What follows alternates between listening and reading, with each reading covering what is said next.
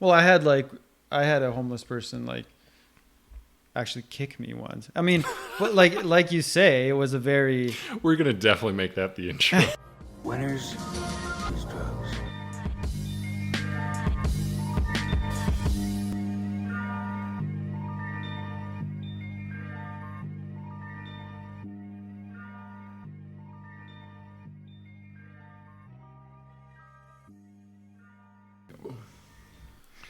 All right, so you brought over Kratom. What is Kratom, and how do you take Kratom? So yeah, we've talked about it before, right? Yeah, And I but I've never mentioned- actually seen. Like, I thought Kratom was something you mixed into a drink. You can. It just tastes horrible, right? Oh, okay. It's like super bitter. Like green tea or something. It has a similar like. Have you ever smelled matcha? Yeah, I have matcha. Yeah. It smells identical to matcha. Oh, really? So so I put it in pill form. The reason why I put it in pill form mostly is because I find it that there's such a small window between a threshold dose that's actually doing something for you and a dose that's making you feel kind of queasy, right? So putting it in pill allows you to really control How much? how much. So that's why I do it that way. But That looks. I don't know what it is about that Tupperware and those pills, but you could probably sell it for a lot. Just on the way it looks, it's like, ooh, those look expensive. yeah. So, but the one thing I learned about kratom recently is that it's actually in the same family as the coffee plant. Oh, really? Yeah. So it's similar, and what's interesting is it kind of has a similar effect. Like it's slightly stimulating.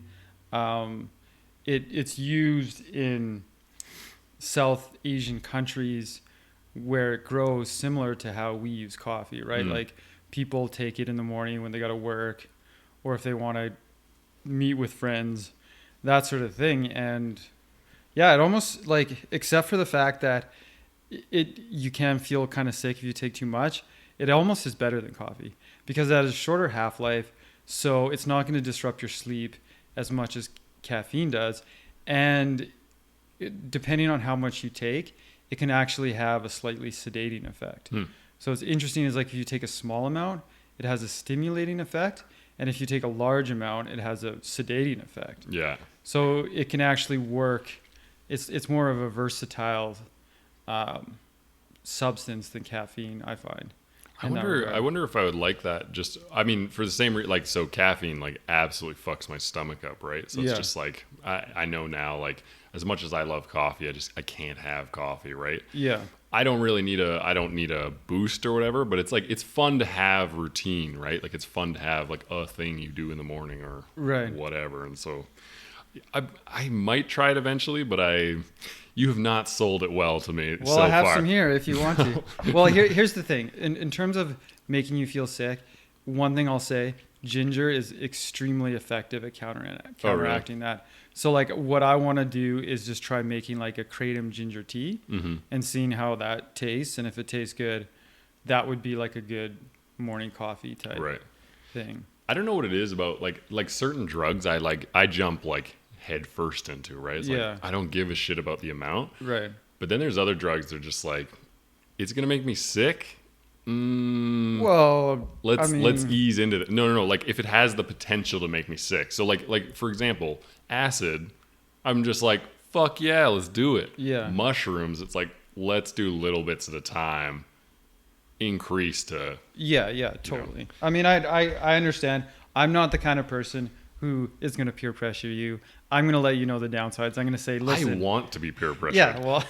This is the thing. There's a big thing on TikTok, right? Where like kids these days, like they do this joke where like a drug dealer on the street's like, hey kid, you want drugs? And the kid's like, fuck yeah. Yeah. And the drug dealer's like, wait, what? No, you're supposed to say no to drugs. And it's like, where's the drugs, man? Right. Well, it's like that whole joke where people say, growing up, we were told that drug dealers were going to just give us free drugs. And now I'm an adult. I'm like, where are these free drugs we were supposed to get? Yeah. They lied to us, right? I would have loved free drugs. Have you ever had roommates that actually gave you free drugs? Yeah. I had one just move out recently. Fair enough. Fair enough. That was some of my favorite times. Like, because I have so many straight lace friends. Like, there's not a lot of like. This is gonna sound rude, but there's not a lot of gifts that like blow my mind or like that people blow my mind with. Getting free drugs always was a dopamine hit that trumped any kind of gift. Like you could give me like $1,000 statue, it's not gonna hit the same as like an ounce of weed. You know, like it just doesn't have the same impact on me. So is there a difference between getting? Well, there obviously is, but is in the terms of the money aspect. But is there psychologically a difference between getting free drugs and paying for drugs? Well, yeah, one's connected to my fucking addiction in life to drugs. So it's like, that's why I'm saying like nothing can hit the high of like when you give in to whatever drug you probably shouldn't be doing. Right. Like I always wish I had that with alcohol, like to try to motivate me to like continue drinking alcohol. Like I've never been a person that could drink day after day after day. And I always wanted to be that person because it was like, it seems fun. Like, it's like you get to pair shit with your dinner. You have great time with friends, whatever. Right. And it's like, I don't know. I want to be that person too, but I can't. Alcohol, I don't know why, but my system just really is sensitive to the negative effects of alcohol. I'm starting to think though that like most people, alcohol's not good for. Yeah. Like in general, I see it as the liver destroyer now, and so it's like most people that are drinking heavy, I don't necessarily think they have a problem, but I'm like, I think this is going to cause more problems in your 50s than you know now. Do you know what I mean? Like whatever. Yeah, probably. I don't know. I have no basis for statistics or whatever, but I just imagine like smoking weed might affect your lungs eventually, but I feel like it's not going to like completely fuck over your immune system like losing your liver would. Yeah, I don't understand how people can do it, right? Like, especially as I get older, I'm just like, what? How are you guys still drinking the entire night away and you don't feel like killing yourself the next day, right? Like, how do you do it? Yeah. Right? I think it's because they become dependent. Well, I mean, some people. Yeah. Like Bert Kreischer, right? Like, he's full-blown alcoholic. Like, no matter what he says, right? He's, like, almost 50 now, and he's, like, unbelievably overweight. Like, that guy's not making 65. Do you know what I mean? There's not a chance, because he has been that guy his entire life. Like, go out, get blackout. Actually, he never blacked out. Like, he's too big. He just drinks forever, right? And that's part of his problem is he doesn't have the... Yeah, well, that's one thing that I've noticed is, like, when I was younger, in my early 20s, there were certain people who didn't seem to be affected by alcohol to the same extent that I was, or other people, right? Like, they could drink a lot, get up the next day, have minimal hangover, and I was super jealous of these people. But then over time, it was like they were the ones that fell victim to alcoholism, right? Because it's like they saw less of a downside to it, so it's like it crept up onto them in a much worse way. Right. And then so I sort of became thankful that, you know, I'm not as resistant to those effects, right? Because it's kind of saved me from that. But it's my favorite drug. Like if you had to ask like what is my favorite feeling of any drug, being drunk is the greatest feeling. Really? See, I completely disagree. Oh man, I've never see. That's the thing. That's why I would always keep going back and trying in my 20s. Is because I'm just like, this is my favorite version of myself. Like even just having one glass, for whatever reason, it just totally gets rid of all my anxiety, and I can be me and be jovial, be connecting with other people, and it's almost like an excuse to connect with other people, right? And that's what I like about it, is because it's kind of like woven into society. It's like, oh, this guy's drunk, of course he's talking to me on the street, or you know, whatever, right? It's always been my favorite, and just I think it's because it's also the only time that I've ever been out of control. Do you know what I mean? Like, weed doesn't make me go out of control. Acid and mushrooms really haven't, although I mean, 8.5 of mushrooms did. That was fucking nuts. But other than that, generally speaking, I'm pretty in my body. Alcohol is like, you have a chance to come home with like a broken face because you're like, I don't know, I wanted to jump on that mailbox. you know, like, and I like that. I like that because it's great stories. Like, drinkers have way better stories than I do, in my opinion. Yeah, that's true. I remember during my like early drinking phase, I would drink a lot and I would be drunk, like fully drunk. And I remember I would get these moments of clarity where like my actual mind comes back and looks around and says, I don't like this feeling. Like I would get these moments where I'm just like, I just want this drunk feeling to be gone. Oh, right? yeah. Like I definitely enjoy the social aspect of it. Mhm. Like a few drinks puts you at ease, makes you talk a little looser. You have fun. Great. I don't want to get like blasted. I don't want to be to the point where I wake up the next day being like, what did I do? Mm-hmm. Right. I don't like that at all. So, Yeah. Yeah. I had a few like really embarrassing like blackout ones where like strangers, it's too long a story, but anyways, strangers ended up waving at me across a lake the next day. Like I was at this lake with my friends, hungover as shit. Yeah. And like 5 or 6 people started waving at me and I waved back. I was like, who the fuck is that? And they're like, those are the people that carried you out of the fucking beach, to get you back up to Vancouver. Yeah. It's like, Yeah. oh, and I'm like, hi, sorry, shit. Like I Right. wish I could buy you all something, Yeah. I think for me, if I were to quantify it for drugs, I like drugs which enhance my perception or my thought process, right? Or that change it in such a way that gives me a different outlook on the world, right? Like I don't mind losing a bit of cognition if I'm getting a shift in perspective. That's like, wow, like look at the way I see, like psychedelics obviously is a good example of that. Or, coffee or even like nicotine, right? Gives you a little cognitive boost. Those are the kind of drugs that really capture me. Drugs that sort of numb me or deaden me or things like that, I don't. No interest. Yeah, I'm not into that. Yeah, that's why when you were saying like kratom has like a sedative effect sometimes, it's just like I've never been into like pills, any of that shit. Like that's just like a don't fuck with zone for me. You know what I mean? It's Right. like I don't want to be messing with my heart rate dropping and any of that shit to be.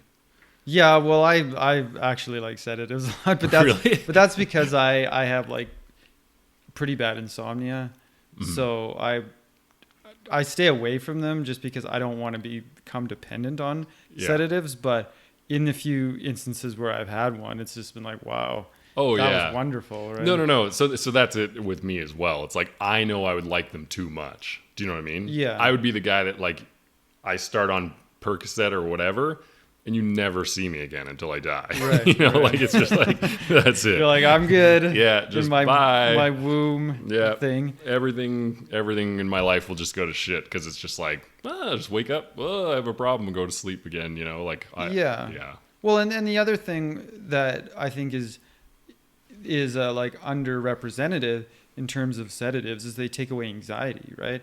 So if you're someone that has lots of anxiety and it sort of affects your ability to think clearly, you take a sedative and all of a sudden you're much more lucid than you were previously, right? Yeah, I'm wondering now, like, is Ativan and Ativan's a benzodiazepine, so is that considered a that's sedative? like so those I had to stop because I was just like, fuck, these are good. Because it is like having a superpower if you have crazy social anxiety or whatever. Yeah, It's just like you pop one of those, it's just like, oh, I'm out the door. I don't give a shit what people think anymore, Right. I've been tempted to go back on those, but I also know that ultimately to get over anxiety, I need to just keep fucking pushing and pushing and pushing. Right? Yeah, benzodiazepines are like the champagne of anti-anxiety medication. Oh, really? It's like, I mean, I'm not deep into that world. I've never gotten a prescription for anything, so I can't say what it's like for someone who's been on something like Ativan for like months and months and months. It's probably a nightmare, right? But once in a while, it's wonderful. Are they right? habit forming though? Oh yeah. Okay. That was never actually a problem for me. Like I wasn't like popping them constantly. Do you know what I mean? So yeah. Well, I was on like the decaf subreddit when I was trying to give up caffeine, which I failed at, by the way. What, to give up caffeine? Yeah. But so I was on there, right? And someone was posting about how everyone on that subreddit was ridiculous, talking about the withdrawal symptoms from caffeine and how they were not as bad compared with other drugs. And so a lot of people came in and they started regaling their experiences with other drugs like heroin and all of these other things. And the people who were talking about benzo withdrawal, that looked like the scariest thing to me. Like the way they described it, like having a constant panic attack for like a week. It's just like, no, thank you. Yeah. Right? I don't want that. I that did happen to me actually when I stopped them. Was just the first week my mind was like, what the fuck are we gonna do? Yeah, like it really does just kind of panic. This is probably why I haven't actually gone back to get a new one since I moved to Calgary. It's just because I in general I just don't like caffeine, anything. I don't like being dependent on anything anymore. Like it actually really annoys me to be like, that's why I always give up weed or caffeine or anything. That's ultimately the thing that comes up in my mind is I'm sick of doing this. I'm sick of doing this, right? Yeah. Caffeine though, how long did you go before you gave up on it? 3 weeks. What was the reason? Because I sprained my back. Yeah. So like for me, I was giving up caffeine to try to improve my sleep. And then I had this back sprain that was making it impossible for me to sleep. So I was like, well, so now I'm not having any caffeine. I can't sleep. What am I going to do? So I needed that crutch back. Right? Yeah. And then I just fell into it. And see, that's so classic though. It's like, yeah, I don't need drugs until something happens. And then it's like, fuck, you know? Yeah. And I mean, the thing is, what happened was like, I sprained my back because I stopped exercising because I was going through caffeine withdrawal. Right. So it's like, I basically sit on my ass for 3 weeks, and that was just enough for me to move in some way that fucked things up, right? So, do you ever wonder about your subconscious having this all as a plan? Because I sometimes feel like my body does that, where it's just like I'll stop getting good sleep so that I feel irritable, and then I'll buy weed. You know what I mean? It's just like, you need to chill, bud. You just need to get weed. And it's just like, weed has never chilled me in my life. Weed makes me want to get violent with people. Like, you know what I mean? Like, it's just sound, everything. Weed does not work in the same way for me as a lot of people claim to anyway. Well, no, I feel the same way about caffeine. Is like, I feel like my brain is fucking with me to get me to give it back its dopamine blast, right? So it's quite possible it is the case. Okay, I have a question I really wanted to ask you. Sure. What would you do with money? Like, say this podcast became the greatest podcast ever, and we were making $100,000 a year. Yeah. What would you do with money? Well, I mean, it depends on the amount of money, right? $100,000 a year is like a middle class salary. So I would live a middle class lifestyle, right? Probably quit my job and just, have a house and a backyard that I have to mow. What would you do with your free time? I mean, I would do the same things I do now in my free. Well, I guess, I mean, that's okay. So like, if our podcast got big enough that we were each making $100,000 a year, right? So that's which 200. Is ludicrous. I don't even think like podcasts outside the top 10 are even bringing in like 50, but yeah, totally. Let's theoretically that happens, right? It isn't this. I'm not coming over once a week and putting in a few hours recording. We're still doing that, but I'm also, administering a website where we got all our social media on lockdown. It's going to be a full-time job, right? I totally misread you. I thought you were saying you'd immediately quit this podcast. No. I'm saying... I was like, okay, that's fair. I probably would too. No. I'm saying like if we hit that level, it would be a full-time job, because you got to give your audience all of that stuff, right? But what if your lack of effort is why your audience has shown up? I mean, is that ever the case? Sometimes they're like, "Hey, man, you sold out. Why are you being all professional and like cleaning up your image and like getting things all tight?" Like that happens all the time online. Like fan bases getting mad at people for going corporate or getting. Yeah, but going corporate is like you sign up with a corporation who handles all of that shit for you, and then now you're just a puppet for their whatever they want you to say. That's going corporate. Adding more audience engagement, more ways for your audience to engage you. I don't think anyone's going to be pissed about that. No one's going to say, fuck you, you're on Twitter now. I'm out of here, right? Well, yeah, maybe a certain percentage, but we wouldn't give a shit. Yeah. It's interesting to me that you wouldn't change all that much other than quit your job. Like Yeah, even at well- 100,000, because like 100,000 to me would like blow my mind. Do you know what I mean? Oh yeah. Like that would be an incredible amount of money. It's really not that much money. Not these days. Okay, but like I've been living off less than 22,000 a year Yeah. for my that's- whole wow. life. So it's like getting another 80 grand would be like, all right, we're playing crazy stocks now. Do you know what I mean? Like we're putting in giant chunks for weeks at a time and seeing what we can do. You know? Well, don't forget that if we're making that kind of money, we have to pay taxes. So 100,000 wouldn't be 100,000. It would be like 80,000. I'm saying you clear whatever. You clear 100,000, Okay, 80,000. It's so all a now we're- fuckload of money. Here's the thing.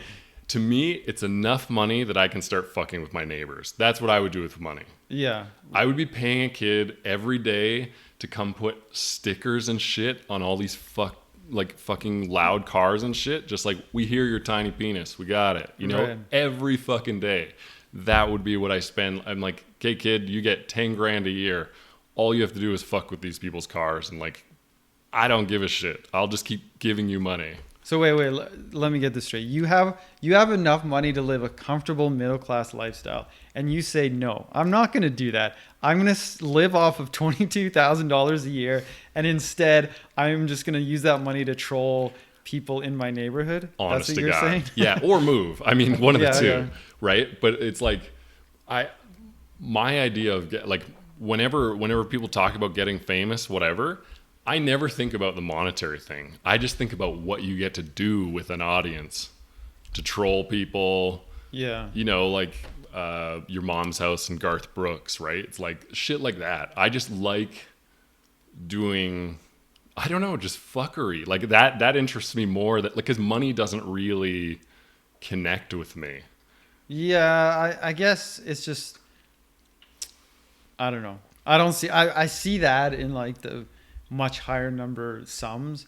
Like when you're into I'm making $5 million a year or something. Oh my God, I'd be slapping people in the face if I was making my $5 million. I can never Really? make over $1 million. Yeah, no. I would be going to jail for like smashing people's phones. You know, like when they go off in a restaurant, I just like hurl it out the door and then walk away. Yeah, see, I don't see 5 mil giving you. I see that's like billionaire level actions. Like when you can, like, fuck off money is like 100 million plus, where now you don't care about what anyone thinks, so you can do whatever you want. Pay the legal bills It's if you true. have to. Million's not as much as it used to be. That's for sure. It's like you buy half a house where we live, right? Yeah, it's, exactly. Yeah, that's true. But I definitely think that money would corrupt me in a weird way. Like it would give me an entitlement to feel like I can do stuff to other people. That's just totally not okay. Like this is why I think I almost fear getting rich in some way. Yeah. And like, because it's just like I know I'll be way more tempted to destroy people's cars, like stuff like that. Like it's just, that's the only thing holding me back right now. It's just like, if they come after me for money, it's like, I don't have money. You're gonna have to go to jail to serve that time or whatever, right? Yeah. You're not gonna get a vandalism fine for I think kicking off someone's muffler. I mean, I think that's an admirable goal for you to To pursue. get rich and start fucking with people. I mean, but I think you should try to fuck with people in a way that like makes some kind of sense, right? Add some justice to it, right? Well, that's the thing. My initial thoughts are always the violent, destroy shit thoughts. Yeah. The second ones are my like funny thoughts. So like, for example, let's just say hypothetically I had neighbors I didn't like. I might sign them up to a lot of different things with their house address so that they get piles and piles of sex mail or things specifically that might give their wives or other people questions about their life, to the point that they would be like, what the fuck is going on? This is super annoying. To me, that's justice. It's like, your car annoys the shit out of me. This is my, like, every time I hear your car, I think about the hundreds of mail that you're getting every day that you're having to go through and throw out. Like when I lived downtown, right? They just stuffed my box constantly with flyers and shit that were Yeah. It annoyed the hell out of me. So I can't imagine if someone deliberately was putting my address on a million mailing lists and what that actually entails. I don't know. I should do that to my downstairs neighbors that are really fucking with me and their loud music every day. For sure. I should just start doing see stuff that like that kind of like petty shit. That kind of petty shit is like how my brain was trained until I was like 22. Like I really was the nightmare roommate that was like the passive aggressive guy. I honestly, I can't think of many passive aggressive things I've done in like the last decade, honestly. Like I have yet to do this mailing thing, but I'm definitely seriously considering it as an option and just trying to get some kind of like, because I'm not able to move from where I live, right? And so this place is just a hollow box, and so it's like I need to get some kind of satisfaction from hearing all these guys, you know. Totally. Yeah, I mean, I struggle with that dilemma as well, because I don't like being passive aggressive, but at the same time, I feel like I have a choice between being passive aggressive, and aggressive, and I'm not going to be aggressive. So what does that leave, right? It's if I stop myself from doing these passive aggressive things, then I just don't do anything. I just sit and stew in my own head about exactly what I should be doing, right? So maybe fuck it, it's time to start doing weird little shit, leave notes and stuff like that. Well, I was already thinking of changing my Wi-Fi to like every time we hear your loud muffle, you know, whatever, right? Like shit like that. Just like, I don't know. You know, that's funny because I just got a new router and I literally had the same thought. Oh, really? To change my Wi-Fi, I'd be like, shut the fuck up, 403, right? Yeah, exactly. It's a way of communicating. You know those Wi-Fi replicators? Yeah. I was seriously just tempted to get one of those so that like it beams out 150 messages of like fuck you and your muffler. Like, do you know what I mean? So whenever anyone has to go connect to their Wi-Fi, it's just like they have to scroll through this massive message of Wi-Fi. It's just like, fuck you, you cunt. That's beautiful. I love that. I know. So it only costs $100 to get something like that. And so I'm just like, I think I should invest in that because it's just like, it's such a passive aggressive, hilarious, douchey. I don't know. Like I need to do something because I can't move from where I'm at. Yeah. And this place is a nightmare when you have PTSD. So I'm in a similar situation. Like I could move, but the thing is, like, my place, you know, the real estate prices right now aren't so great. I would have to pay like a fuck ton in real estate commissions. So if I wanted to move, I would just take a huge financial hit, and I don't want that. Yeah. And it's like, I like my place. It's a nice size. It's a nice location. It's just the annoying ass loud neighbors is the only thing that sucks, right? So they need to change, right? See, and my psychologist would be like, no, they don't need to change. You need to change your attitude, right? And I'm like, right. And I do that constantly. That's why I haven't gone and, you know, right. Like, that's when I get annoyed about that drugs are still illegal because it's like, I read a study recently that like MDMA therapy has now shown in its like initial trials that I read the same thing. Did you? Yeah. So it's like 62% of participants in that showed a reduction in their PTSD symptoms. Yeah, like they wouldn't qualify for government assistance as far as PTSD goes. And I'm like, holy shit! Like even if that's 20%, we should be doing this. Like you think about how many fucking veterans there are with PTSD, and like I think there's also a lot of people that don't understand they have PTSD. Do you know what I mean? Like when I run into, like when I come to MBTI or some other group or whatever, there's sometimes when I just meet someone where I'm just like, I see how their environment or how they're acting in the environment or how they react to stuff or whatever. And I'm like, have you ever looked into complex PTSD? Like, cause I think people think of PTSD as like,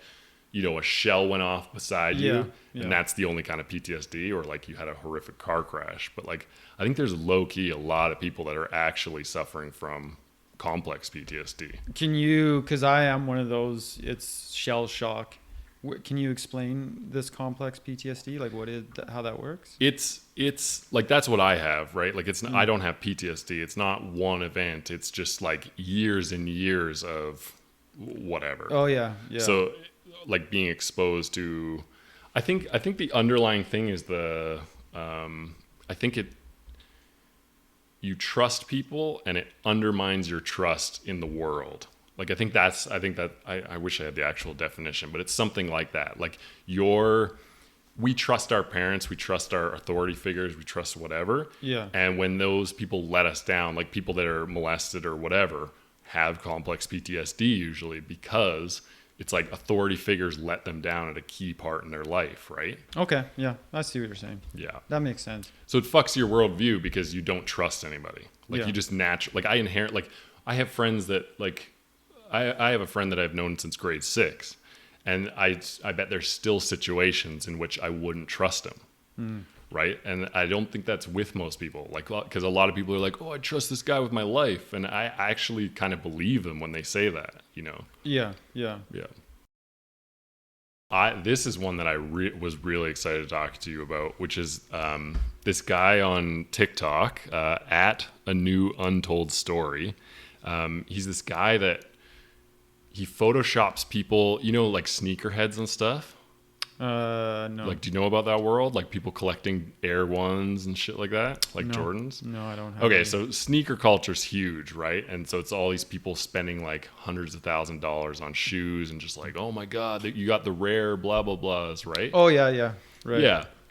So this guy, all he does is he photoshops people's pictures and puts Skechers on their feet, which are like notoriously like shitty shoes, right? Oh, yeah. And people get furious with him, right? Because he does such a good job that it's like it's making fun of people like this show off culture, right? And I think he's invented like a whole fucking genre here, because like people will be like showing off their Lamborghini and he's gonna put in like Toyota Corollas and shit like that. Yeah, that's cool. I just love that, like anything that pisses people off about something silly. Do you know what I mean? Like when you're trying to like this whole idea of flexing wealth, I love that this guy has created a whole genre to basically undermine that whole thing. Yeah. Right. And it really pisses those people off because they have spent $5,000 or whatever to show off their sneakers, right? Yeah. I just think it's such a stupid culture in general. Like you know me in social media, I'm not on it. Like I don't understand why people want to flex shit. Yeah. But anyways, I think this dude's gonna change the game. He's my favorite account by far to follow. And when I saw it, I was just like, and all how much hate he gets. Like the whole like tons and tons of people hate this dude and are trying to like cancel him because he's stealing people's photos or whatever. And he's just like, nah, fuck you people. Yeah, that's amazing. What I don't understand is like why that culture exists to begin with. Why do people who just flaunt wealth get a lot of attention online? Like what is happening there, right? Well, because it's so many people covet the stuff. Right? Like it's like you know, I'd be lying if I saw someone with a Ferrari. I mean, that's not my reaction in real life, but like if it was you with a Ferrari, Yeah. I'd be like, fuck, Jason's got a motherfucking Ferrari, right? That's the reaction. See, I don't have that. Like, well, I don't really know what you meant by fuck Jason's got a Ferrari. Like, is that a jealous connotation? Yeah, absolutely. Yeah, like you have a Ferrari, and so I want a Ferrari. It's like that looks fucking cool. But like somebody I don't know on the internet has a Ferrari, I just think what a douche. Yeah, but that's what I'm saying. Is like if you had a Ferrari and you texted me and said, "Hey, check it out," it would kind of make me feel a little shitty. I'd be like, "God damn it, he's got a Ferrari and I don't." Why would I then want to go online and replicate that feeling by looking at strangers with Ferraris, right? Oh yeah, I also don't get why people follow people's accounts with money. I don't get why that's rewarded either. Yeah, like it's to me it would just make me feel worse about the life that I have, right? It's not like I feel like there's a bit of this this person is successful. I'm interested in that person's life because I want to emulate their success, right? But I feel like a lot of these people, particularly social media influencers, their wealth is either gotten from their family or they just had enough to get started. And now the actual social media is perpetuating their wealth, right? Like they've got enough attention. Now they're making money that they can then use to buy things to flaunt their wealth even further, right? Well, and that's the thing. They at some point what people don't understand about those influencers is that they're not paying for that shit. Yeah. Like they're starting to get all that for free, Right. in the expectation that they're going to flaunt it. Like social media is the new advertising.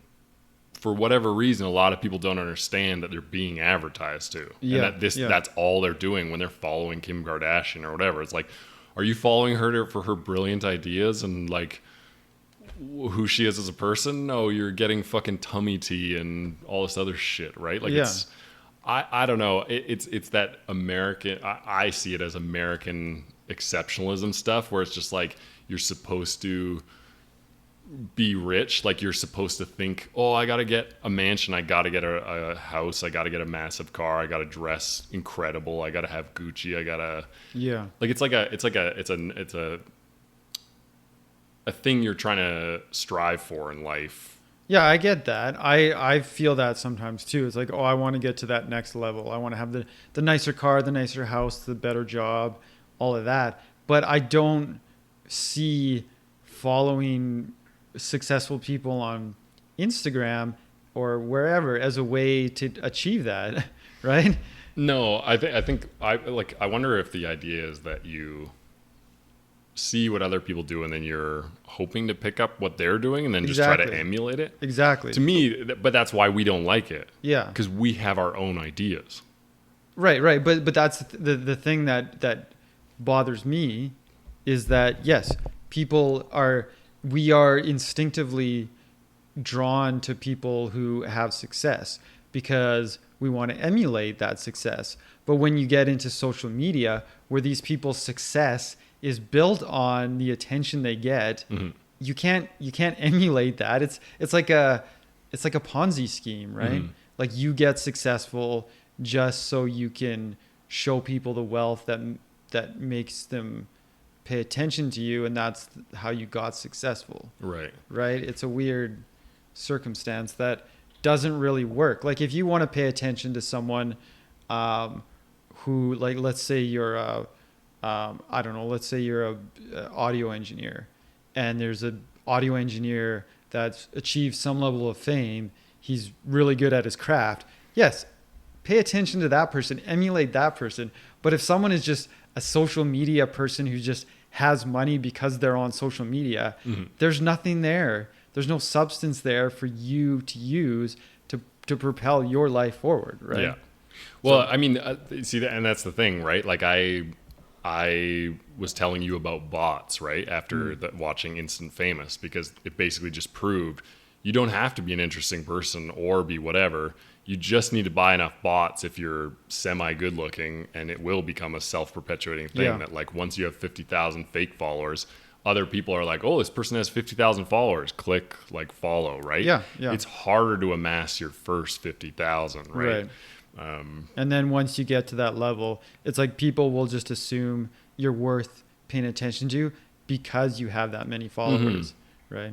Which is weird to me. Like I just don't value follower currency. Yeah. Other people really seem to. Like, you know, like I'll see TikTok comments being like, man, I love your stuff. You have a crazy big following. And like, I can't believe you commented on my video. And it's just like, I don't know, like, it would be more impressive to me if like fucking Warren Buffett commented on my thing, you know, with no followers. Like you know. Yeah, like the only time I pay attention to follower count is if it seems like this person shouldn't be able to do what they do with the amount of subscribers that they have, right? Yeah. Like there's just too much money in their production, right? Because then then I'm suspicious, right? I'm thinking, where's that money coming from? If it's not coming from this current platform, do they have some other motive for being here, right? Yeah. But other than that, I actually prefer, like, particularly, like, for me, my main content consumption comes from YouTube,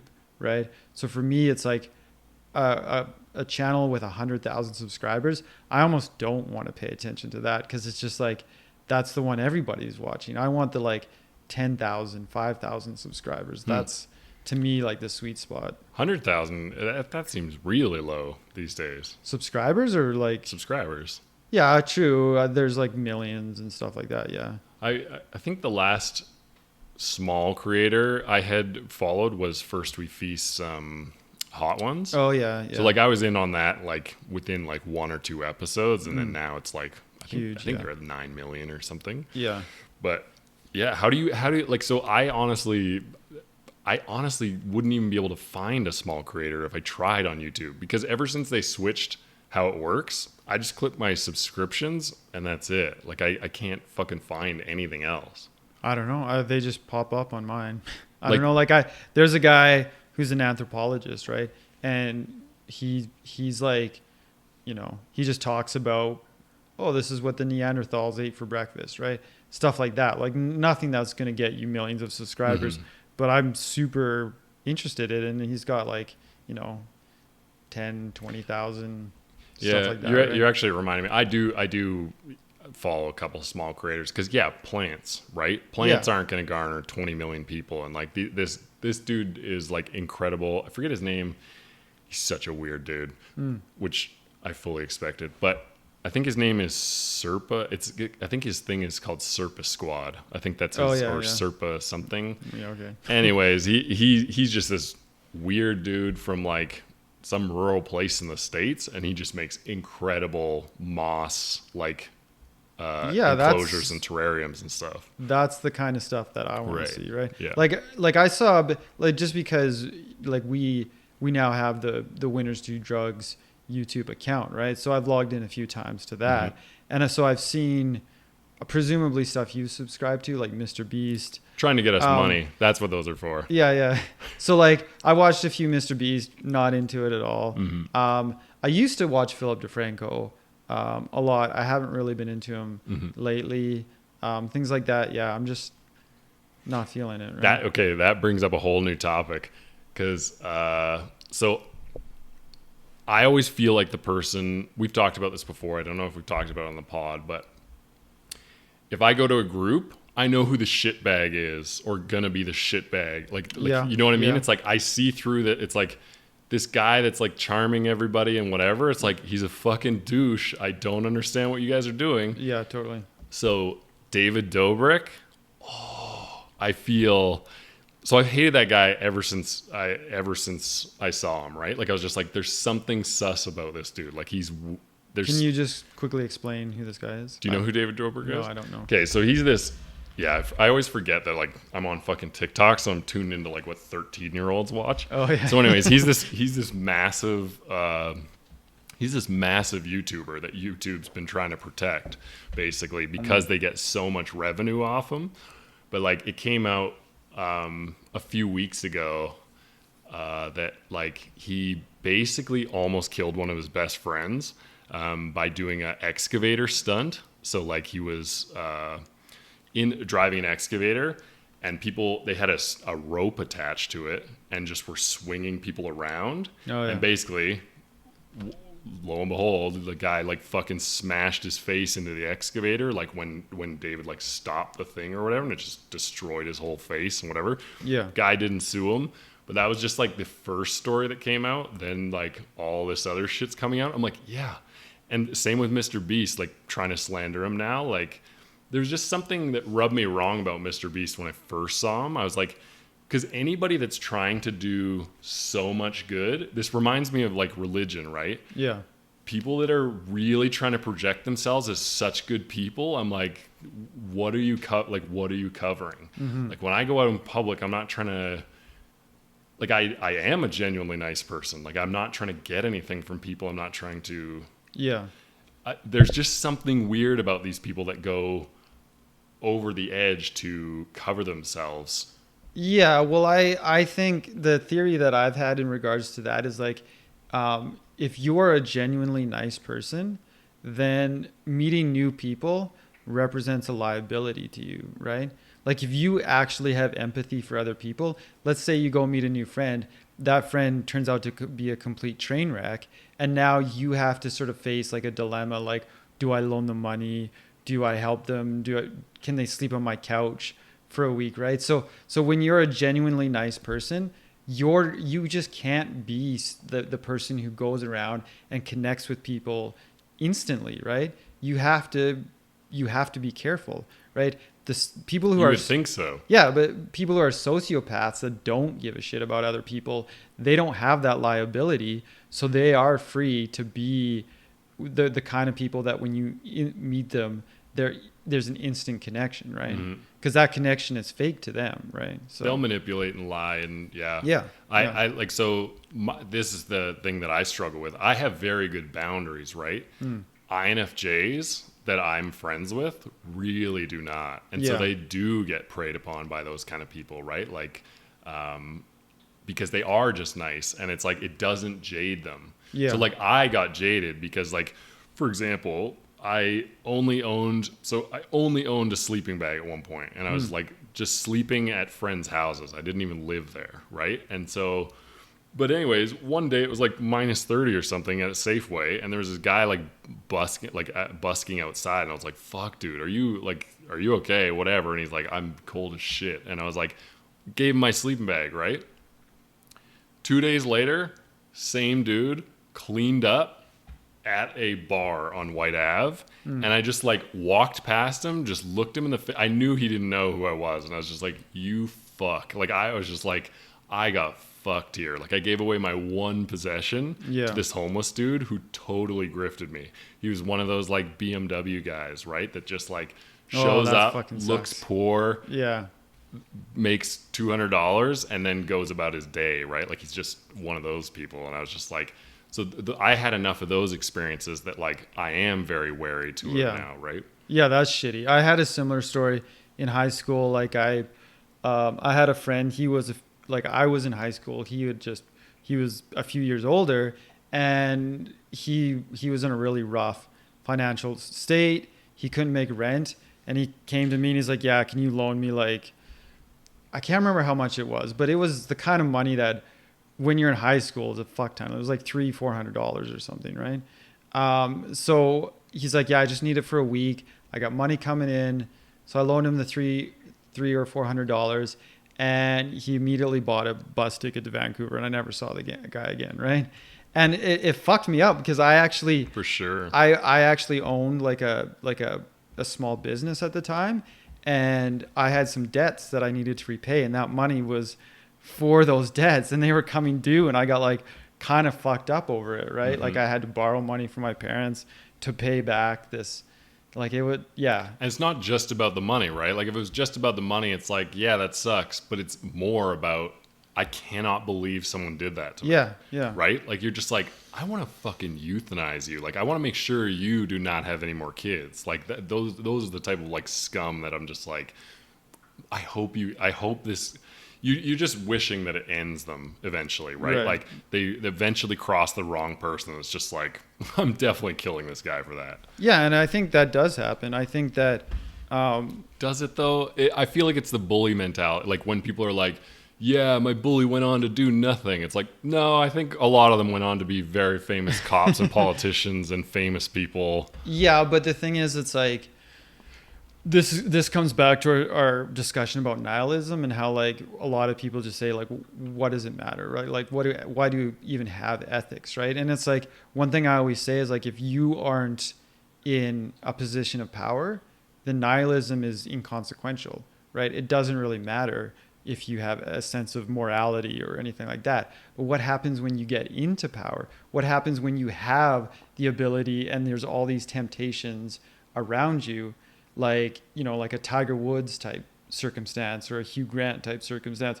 How do you, if you don't have ethics, how do you stay away from that stuff? Like you're like, so yeah, like if you're at the bottom of the chain and you're a sociopath, it looks like there's no consequences to their actions, right? But presumably they're going to get up to a higher level to a point where suddenly there are huge consequences, and that's when they'll probably get snapped up, right? Right.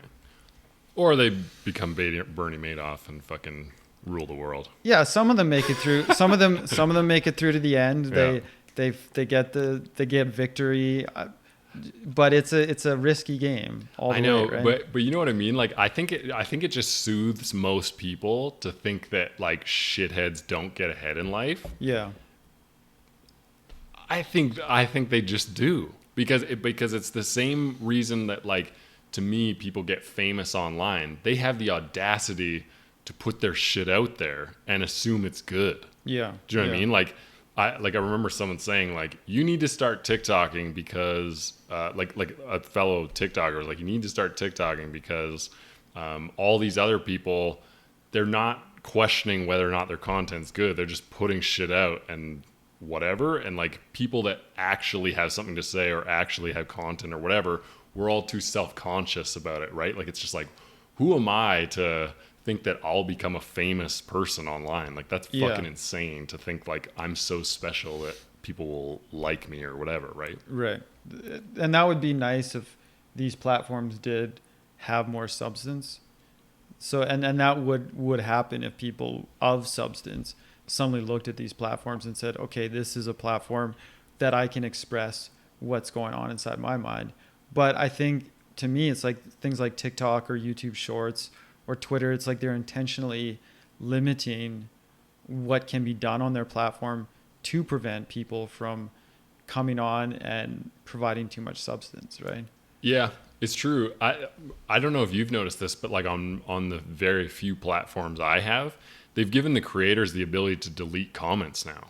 Oh yeah. So, like, YouTube, it's like, I don't like, fuck YouTube. It's like, if a creator can just delete my comment, then I don't trust anything on this entire platform as far as conversation, right? Because it's like, just because 10,000 people uploaded this thing, how many detractors were there? Do you know what I mean? Totally. It's just like, I don't know.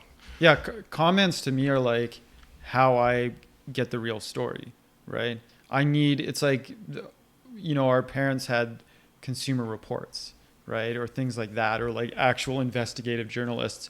We don't have that. The millennial generation, that's all been destroyed by the Rupert Murdochs of the world, right? So for me to get a good understanding of what happens if I see a story or a video online, I have to go into the comments, see where the general vibe is on this thing. Like, are there people calling bullshit, or are there not, you know, things like that. So. Totally. And that's why I think it's problematic to have half your comments deleted, because, like, my experience online since day one is I don't have very popular opinions. So they get deleted often. Do you know what I mean? Does that make them less valid? I don't think so. It's like, I'm a person.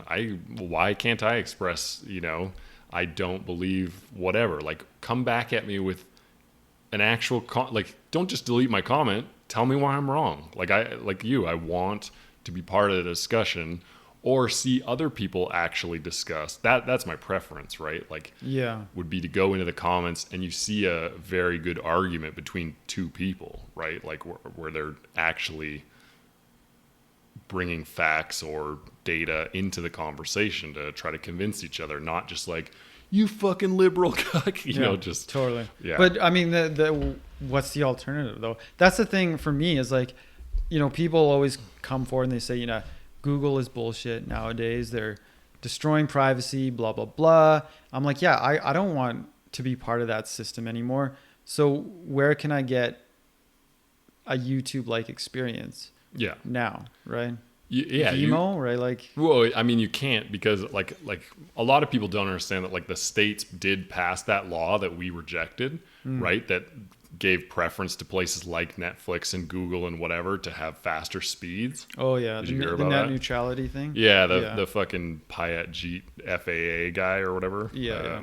I forget his name. Yeah, it was like Wow. Sanjay or something. Yeah, something. And he's just such a again, like, that's a piece of shit. Like, you see that guy and you're like, you have no moral compass. Yeah, Like, he doesn't care at all about people or anything. He's just like, he's truly just like the perfect puppet. Right. Do you know what I mean? Like, that guy doesn't think for himself. He's just like, hey, Ajit, we'll give you $1 million to go fucking do this. You know, Netflix and all of them getting him to lobby. And he's like, okay, cool. I'll totally undermine my job. You know? So he's the sociopath that we saw as a kid. And we're like, well, he's going nowhere in life now. He's the head of the FCC kind of thing. Yeah, exactly. It's just like, that. What did that guy really accomplish other than being a puppet, or a malleable puppet, his whole life? Yeah, totally. Right? Like, he's okay with that. He doesn't mind as long as he's getting enriched or whatever, right? Right, absolutely.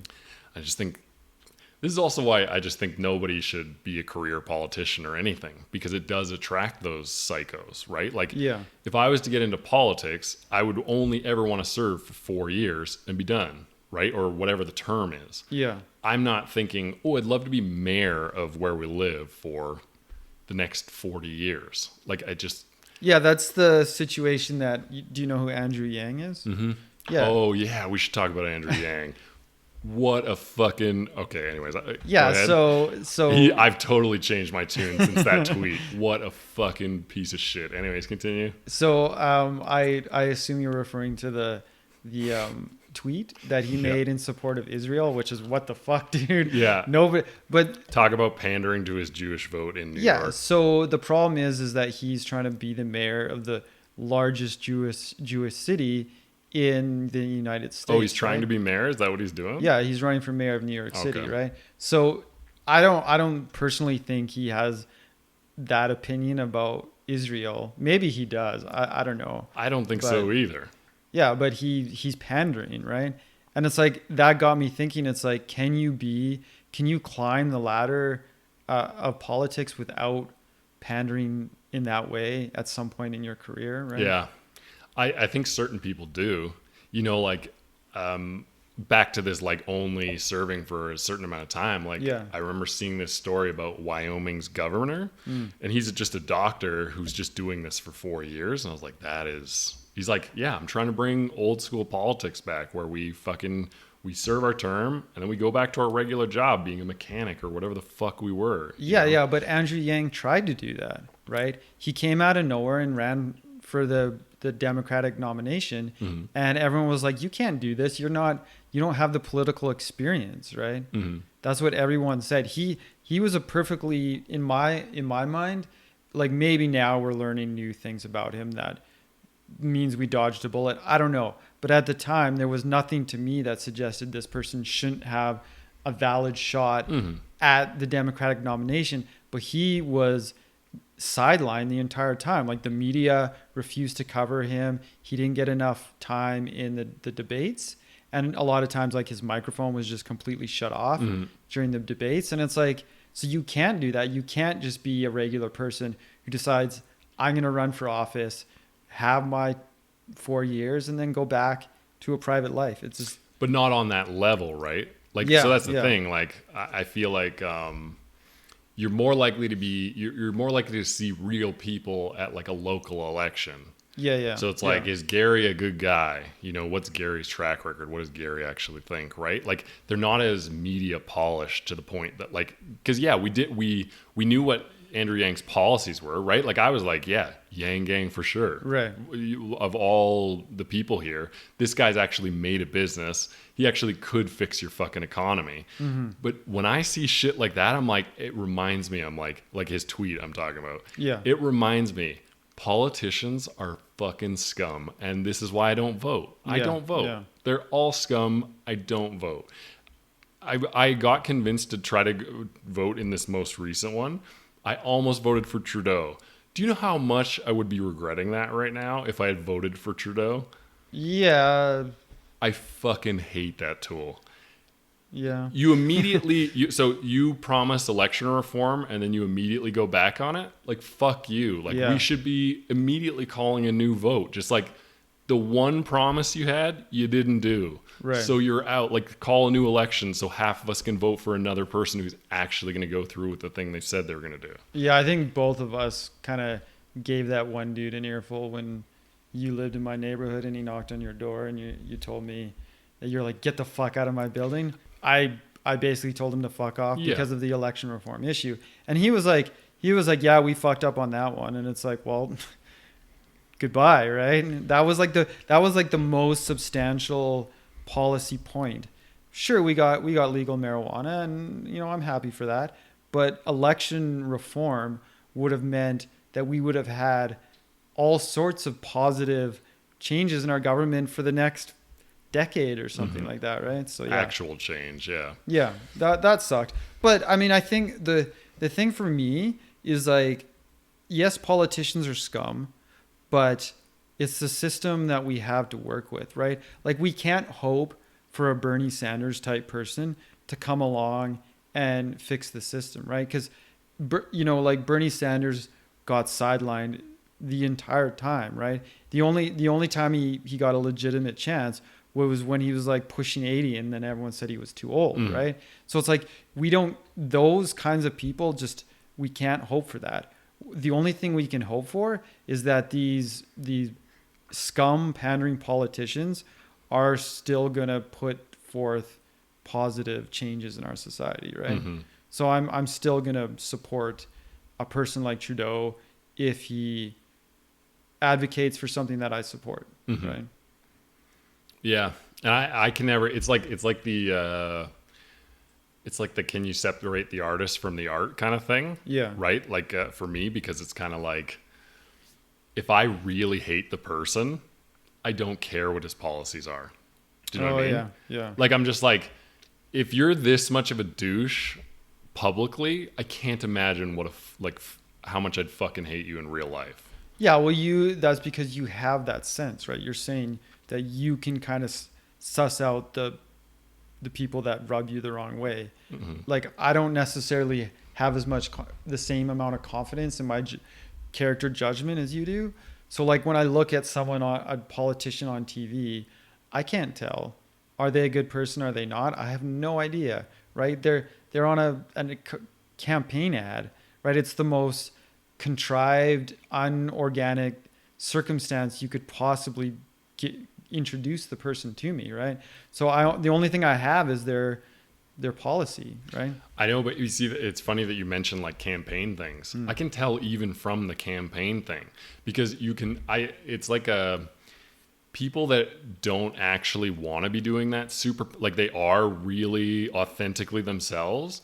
I can see how uncomfortable they are doing those extremely pandering ads and videos. Do you know what I mean? Yeah. Like, especially at lower levels, like when you see like a Green Party dude and he's just like, "Hi, my name is Tim Wood and I believe in," So like, are you saying if the person seems uncomfortable during that circumstance, that's a good sign or that's a bad sign? I'm saying it like that. I think that's what I'm picking up on is like, it's if I was going to be trying to do this super, like my PR team was like, "Hey, this is the message you need to put out."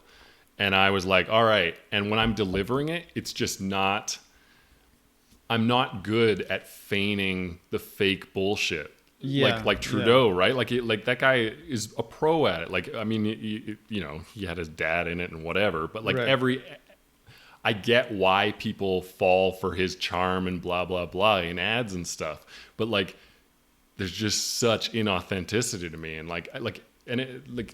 people might think that it's like by party and whatever. And it's like, no, because like even like the Jason Kenney guy, right? Like I don't really know anything about the dude. Right. But when I see the dude, I'm just like, he's more of a tool than a nefarious dude.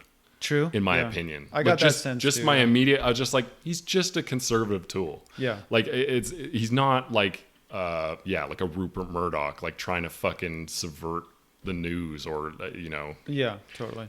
Well, I think to be a politician, you have to kind of drink your own Kool-Aid, right?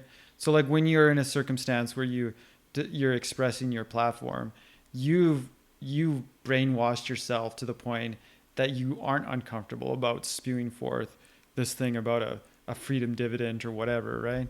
And I don't necessarily think that that's going to indicate the person's authenticity or not, in my personal opinion, right? Like yeah, I agree that people who are complete scumbags probably can effortlessly do that stuff and it's not a problem, and that authentic people should have a bit of uneasiness. But I think when you're a politician, you brainwash yourself. That's what you have to do to get there, right? And yeah, you do have to surround yourself with a team, right? Like nobody that we know that's famous doesn't have a team around them anymore. True. Right? Like that is that thing that like everybody has a team around them, and so they're also just being like, no, you're good, and they're just constantly reinforcing you, right? Yeah, true. And I bet that would, because that's the thing, like that would warp my. That's when we're talking about getting rich and whatever. That's one of the things that I would worry about. Is I think it would corrupt my mind in the sense that, And I think that probably does for a lot of people that get rich or go from zero to rich, is you just start to question everyone's motive as to why they're hanging out with you or why they're talking to you. And anytime they're telling you anything positive, you're wondering if they're just pandering to you. Yeah, I feel like if I was a politician, the kind of people I would surround myself would be people who are into the technicalities of running a campaign, right? Like, I don't want someone who's going to tell me my policies are good. I want someone who's going to say, this is how you reach voters. This is the kind of campaign. This is why you'll never be elected, because neither of us will be elected, because we would just immediately defer ourselves to hire smart people to do shit. Yeah. Like, if I was mayor, it's like, okay, statisticians, tell me what the biggest deal is. Tell me what we need to be trying to solve and how we can come up with, you know what I mean? Like, other people are going to be way more capable of figuring that shit out. I am just going to be the spokesperson. Yeah. Do you know what I mean? And I feel like there's a lot of politicians that have the ego that it's like, I want everyone to think I'm the ideas guy. Yeah. You know, whereas I'd be like, hey, it's actually Jim's work. He has this algorithm. Here's all the data. Like, again, like, I think transparency is a huge issue, right? Like, why can't we see like fucking everything? Like, I want to see everything. Yeah, I actually almost became a politician. Oh, really? I was asked to run in a riding for a very obscure political party that's not even around anymore. Let's not say the name, but so I declined. And I think the struggle that I have is like, I don't want to like burden my friends and family with coming to this gathering or doing this thing and that thing, right? Mm-hmm. Like I don't want to be asking like, hey, can you come to this demonstration that I'm holding and stuff like that. Totally. That's why I could never do it. If I could somehow get past that and to the point where I just have like an organic following, then I could easily. Do you think you need the like family support, blah, blah, blah, in order to run? You totally do. Like I joined a few political parties right out of university just to kind of see what it was about. And it was nonstop. Oh, bring people to this, bring people to that. How many people can you get to come to this, right? Oh, yeah. Is that about fundraising or? It could be about fundraising. It could be about just people showing up to something to show that this political party can gather a crowd and make things happen, right? Getting their name out, stuff like that, right? Have you ever been tempted to, like, have you ever had a friend that like is a really good orator or whatever that you would like? I've been listening to The Real Dictators a lot. Don't want to compare this to Hitler, but like, right. You know how there was the guy feeding, I forget his fucking name, but he's feeding Hitler the talking points. Yeah. But Hitler's so great at talking. Like, have you ever considered being the guy behind the guy? No, I think I would be. I mean, I have a little bit of stage fright, but I think I could get over that. Yeah. And I think I would actually make a good orator, right? I think it's the grassroots work, which I struggle at, right? Yeah, no, I'm definitely not doubting. I mean, we're doing a fucking podcast. Right, yeah. Yeah, no, I would need to be the puppet, not the guy behind the puppet. See, and this goes back to the, like, I would never want to be famous thing. It's like, I definitely wouldn't want to be known for being a politician because you are going to divide half the people, right? Like, inevitably, I mean, not always, right? You do have those unifiers sometimes, but it's pretty fucking rare. Yeah. I can't imagine if someone else's puppet, how hard that would actually be, because people would be confronting me about my ideas, but they're not my ideas. Yeah, true. So, like, how does that work? I have no idea. I don't know. I feel like, I feel like I would struggle with that too. I kind of need that. That's another problem that I have is like my ideas are not quite in line with mainstream thought. Like, I'm almost like trying to find a different approach to everything, right? Like, I don't want. In what way? Well, like you were talking about people on TikTok who harass sexual offenders, right? Oh yeah. Like, that's something that you know, your average Joe on the street is not going to see a problem with, right? They're gonna be like, yeah, fuck the sexual offenders. Like, who cares? Harass them, make their lives miserable. It doesn't matter, right? I'm the kind of person who my instinct is like, wait, let's just analyze this for a second and make sure what we're doing isn't wrong in some way, right? Yeah. And I feel like just asking that question would put a lot of people off. Right? Oh, are you kidding? Nobody's responded to that comment. I've been nervous for like 3 days that I'm alone on an island, this thinking that it's not okay to go harass someone that's a sex offender. Right. Because like what people don't understand, for example, in the States, is that you can become a sexual offender by peeing at a school at night. Yeah, totally. Right? So it's just like, so you're going to go harass like anybody that's on the sex offenders Reddit? Like, it's just so... Yeah. So to me, it's like, I'm not afraid to just completely ask a question that is a huge liability because the society is so uptight about a particular topic, right? Like I would say something like, oh, maybe black people in the United States commit more violent offenses, right? Have we looked at the statistics, right? I'm just asking the question. I don't want to lead into an answer. I certainly don't think that is the case without looking at the numbers, right? But I would still ask that question, right? And I would be okay as a politician asking that in public, and I would probably just get completely destroyed. For sure, right? For sure. Because no honest thought ever happens for that reason, because it gets picked apart, right? Like, it's like either you're really irate about it, or you're just kind of like, right?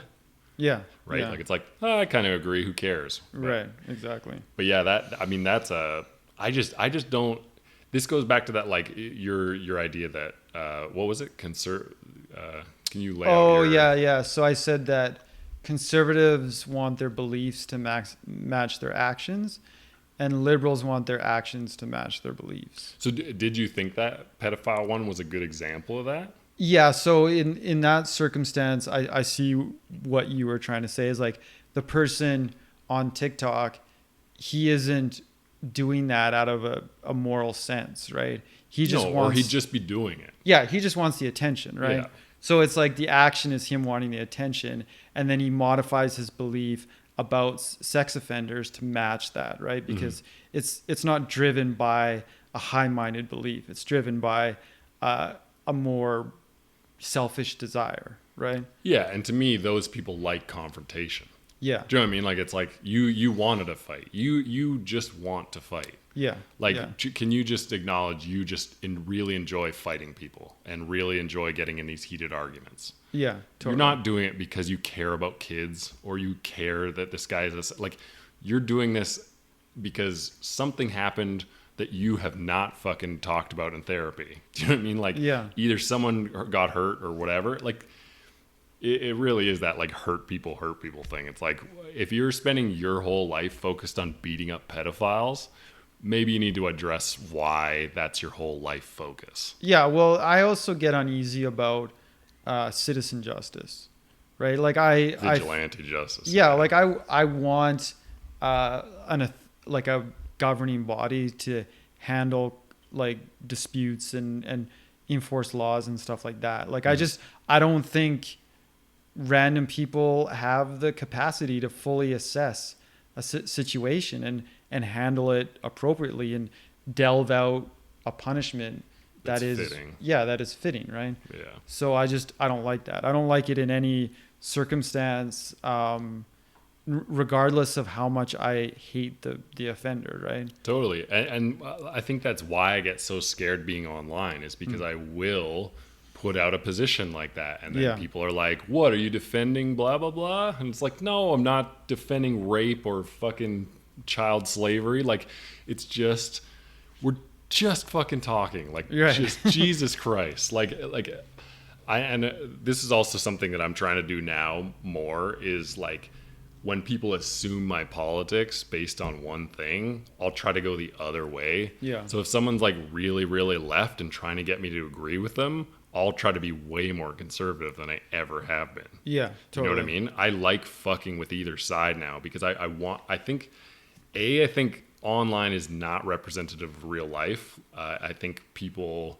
I mean, we've known this for years, but I think people in real life are way more moderate, and like the moderates don't post on YouTube. They don't post on TikTok. Yeah. Like, we don't give a fuck. We consume content, and then we hang out with real people in real life, right? There are, I'm sure, Reddits and stuff where there is really good discussion and stuff, but I don't think it happens on like a video that's just out, right? Like a YouTube video just comes out.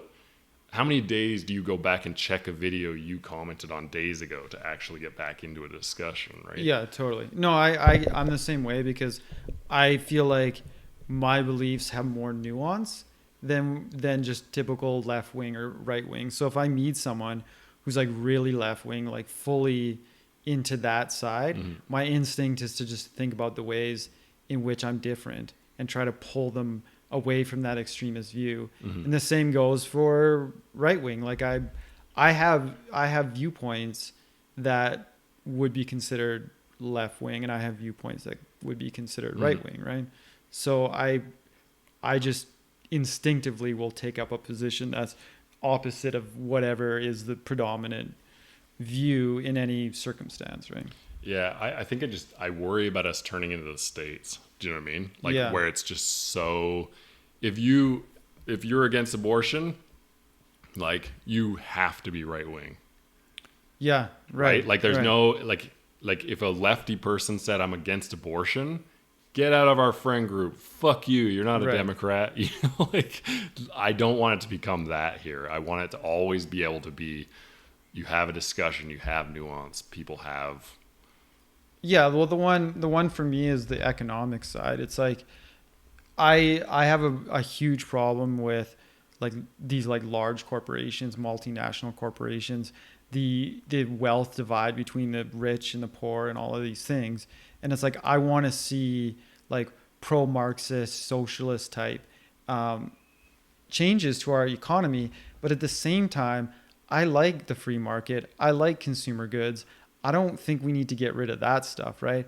And a lot of the like economically left-wing people that I've interacted with, they're like very like anti-consumerist, right? Right. It's like it's not enough to be against the divide between the rich and the poor. It's like you have to be against, you know, and all of these things. Like any kind of consumer indulgence is hedonistic to them, right? Yeah. And so, yeah, I can't really fit in the extremes of either side, right? Yeah.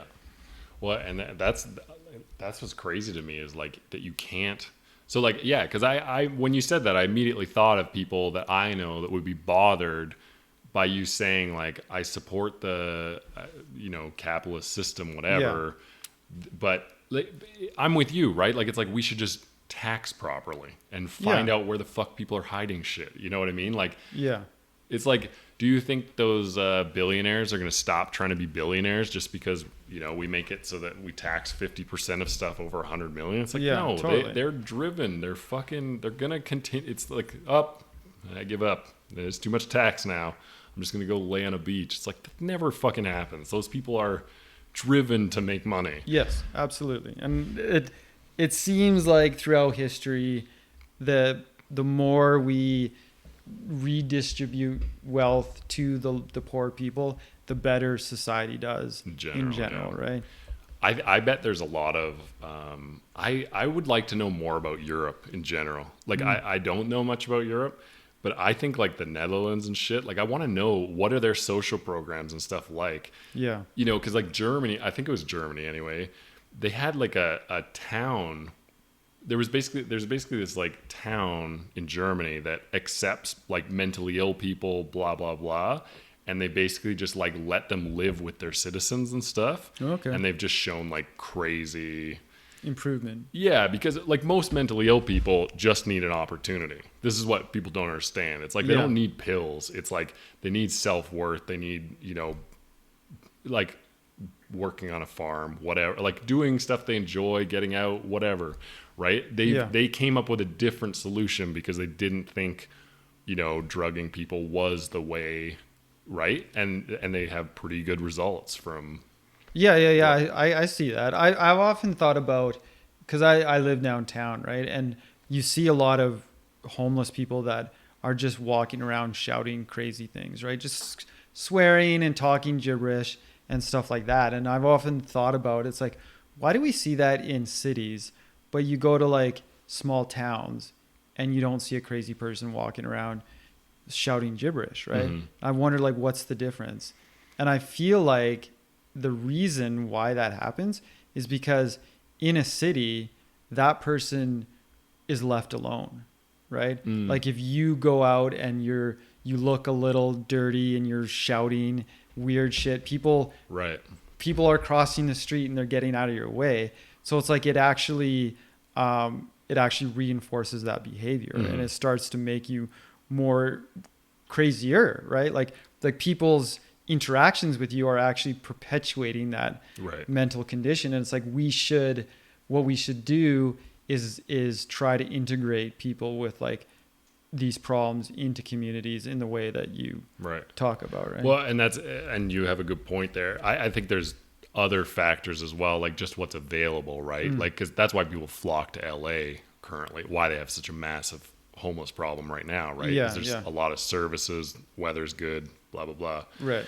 But as far as like your city perspective, the number one thing I heard with homeless people when I would hang out with homeless people a lot is the dehumanization, because people don't want to make eye contact because they don't want to, like, then they'll feel guilty and have to give money or have to interact or so. Like that always stuck with me. Like this homeless dude, he's just like, whatever you do, just always make eye contact. Oh yeah. At the very least, it's just you won't understand what that'll do for their day. You Right. know, Right. It's like even if you have nothing to give. Like I haven't had anything to give for 15 years because I don't use cash anymore. Yeah. Same. Right. And so, No, that's a good point, and I want to do more of that because I'm probably a bad offender for just averting my eyes and walking to the other side of the crosswalk from homeless people, right? And I should not be Really? doing that. See that?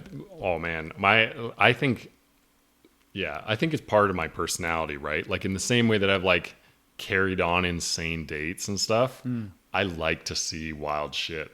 I think it's because I don't do anything wild. I think about doing wild shit all the time, but like when I actually go out, I'm such a is like a policeman's watching me at all times. Like that's how I operate in life, right? So when I see a homeless dude just like not give a fuck and like throw a drink into a window or something, I laugh my ass off because it's just like, good for you, bud. Like if I was homeless, I wouldn't give a fuck about society either. Like who gives a shit? Yeah. And so I want to be a part of it. Like I want to see that. I want to.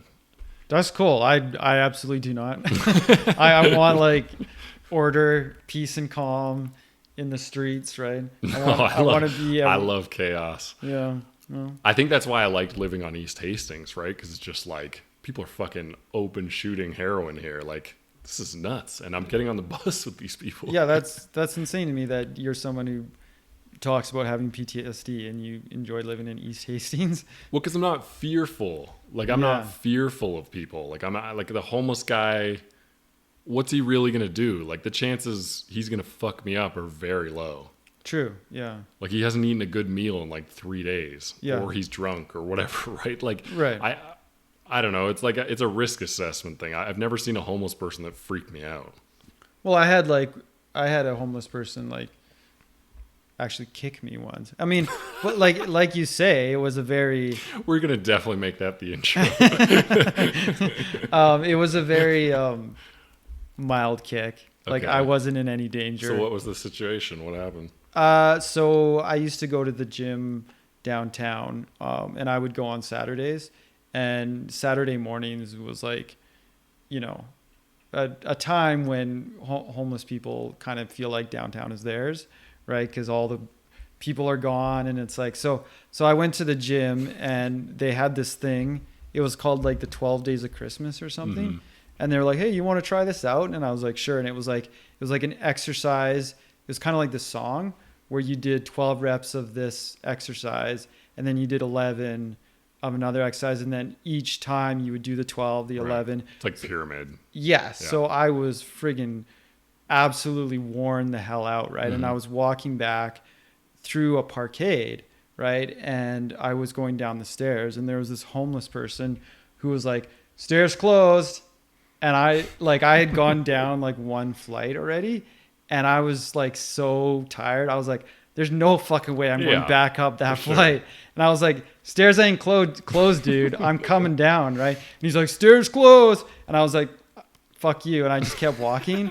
And as I walked by, he got up and he like kicked me for walking by him. So weird. Yeah. So what happened after he kicked you? I got really upset and I sweared at him and I was like, you don't fucking own these stairs, buddy, right? And you could see he was getting a little nervous. Like he wasn't a big guy at all, and the kick was like nothing. So, but again, it goes back to that thing of like he was testing you, right? Like it's like he probably kicks most normal people, right? And they don't react, right? Like it's like that Fight Club thing. Most people don't want to get in a fight. Yeah. This is also a theory I've also had, is that people know that there's something about me that like don't fuck with it. Do you know what I'm saying? I think that's why it doesn't happen to me. I think they know it's going to go 0 to 100 real quick. Like it's just like, so if a homeless guy kicks me, I'm kicking him in the fucking chest. Like I'm, you know, like it's not I'm yelling back. It's like, this is fucking on and I'm going to destroy you now. Like, how dare you touch me? Do you know what I mean? Totally. Yeah. And I think I would have been fully justified to react more, particularly because we were on stairs. Mm-hmm. So if he had kicked me in such a way that like I fell, tripped or something, it could have been pretty dangerous. But I didn't react that bad. Yeah, that just shocks me. I haven't had.